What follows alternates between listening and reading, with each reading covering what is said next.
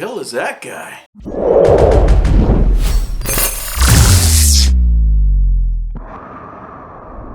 Hello humans, and welcome to another episode of Snk Gamer. Sorry about that.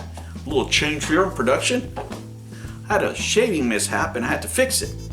The Asian princess was not happy. She likes bearded Snk Gamer. It's like makeup for men.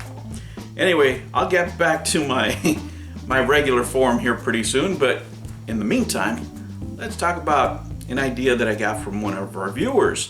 Go check out his channel. I'll put a link down there. And it is the acquisition of Snk. Will you still support the company? Well, who bought it? Well, let's take a look.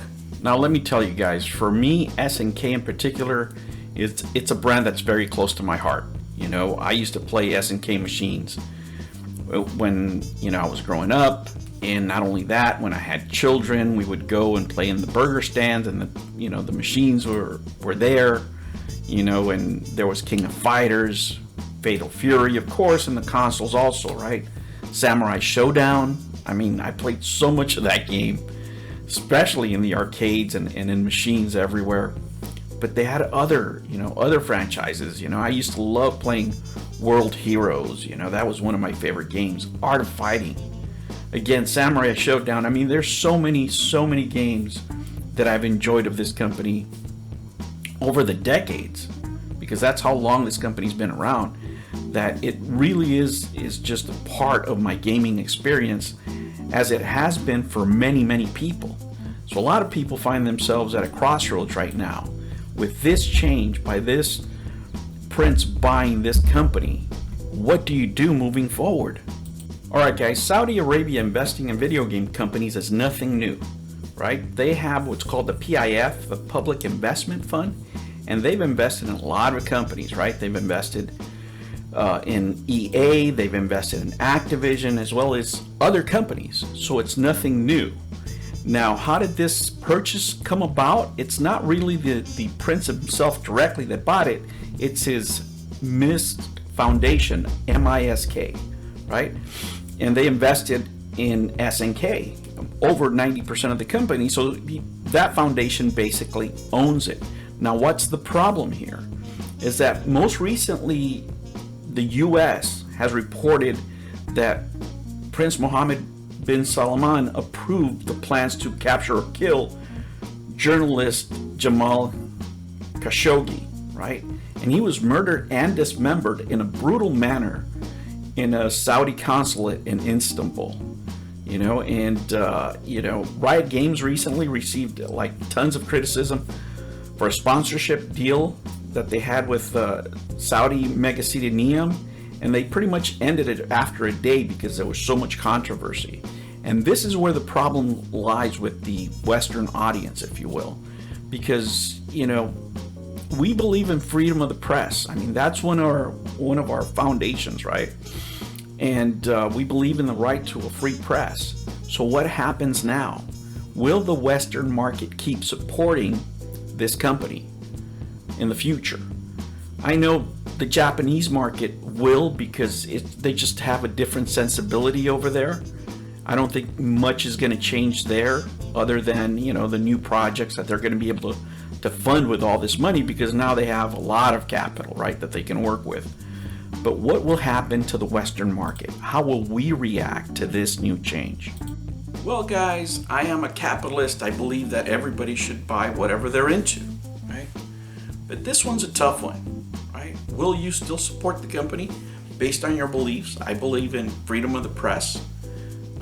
Unfortunately, he's been implicated in this crime. This is a murder, right, that he's been implicated in by the U.S. government. Now, do I believe everything the U.S. government says? No. They've had a couple of things they've gotten wrong over the years, let's just say, right? Even though I'm a proud American, right?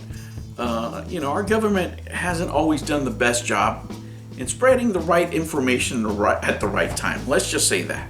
And sometimes they'll say things in order to benefit themselves. But there's a consensus amongst the international community that this is the case, right? So then it's up to you, you know, do we support all these brands that we've loved over the years when they're acquired by different kinds of people, right? And you never know. Is he the only one? No, of course, there's been a lot, and I mean a lot of people, a lot of questionable people that have owned video game properties over the years, and we'll talk about those in the future. All right, guys, so, you know, some of these words might make you feel uncomfortable, but it's not my intention to. I'm just looking at people's behaviors throughout history, right? And I take a look at Vegas. Look at Vegas here.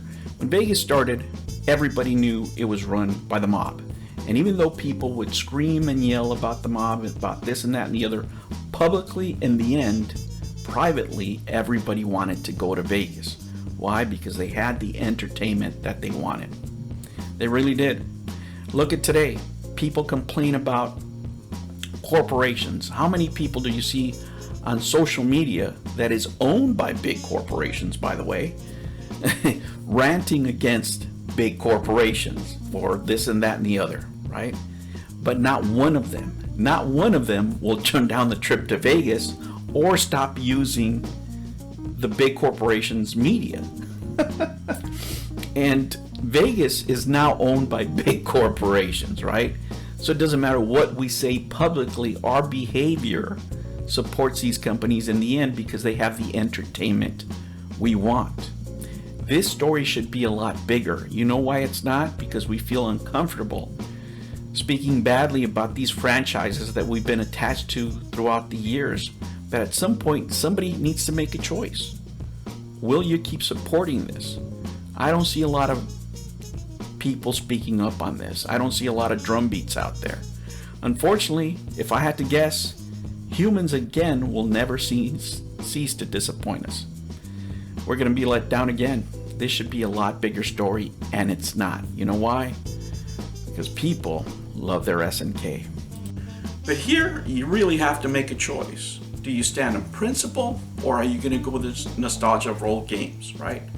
Now they have more than enough funding to do a lot of the things that a lot of the fans wish that over the years that would have done, but will they, right?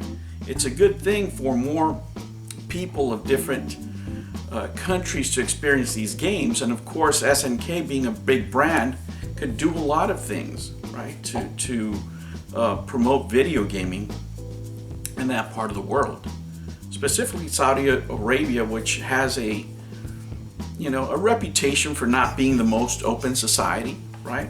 So we'll see what happens, but in the end, the choice will be yours. New videos every Monday and Sunday. Thank you for joining me on another episode of the Gen X Gamer. Remember to like and subscribe, click that notification bell, and remember, never ever be afraid to be happy. I'll catch you on the next one. Take care.